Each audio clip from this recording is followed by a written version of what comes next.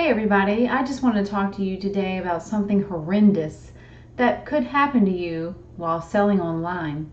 That happened to me. One time I was selling a clothing item and I neglected to take a picture of the size of the clothing item.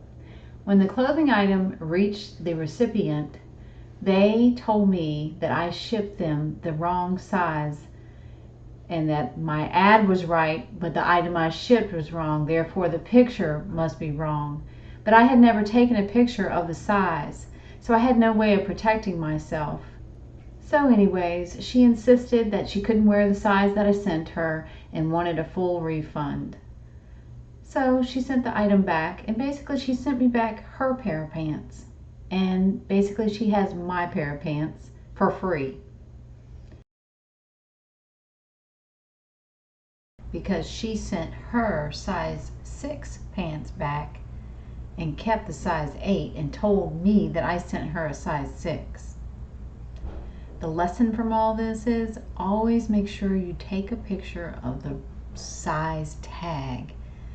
That way it matches the description and there's no argument as to what item was in the package.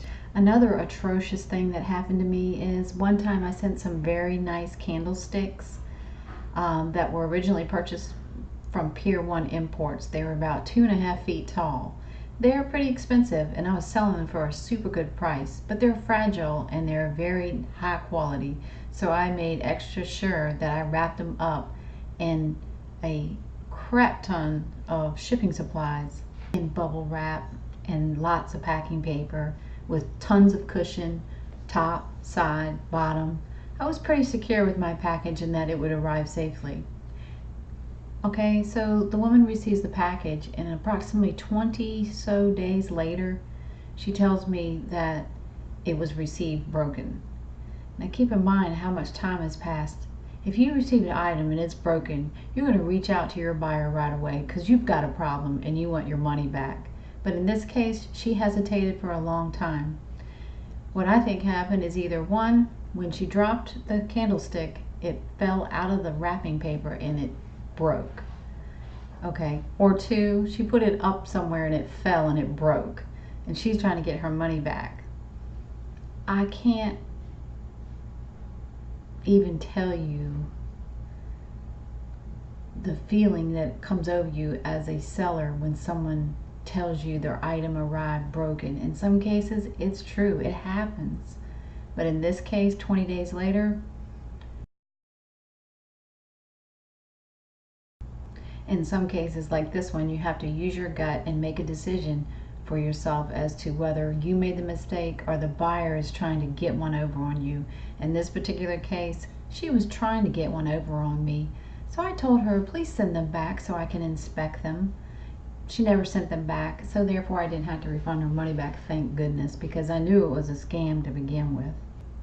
Be extra careful when you're selling an item that you fully describe it, because even the slightest thing that may seem normal to you but odd to others could cause you some problems.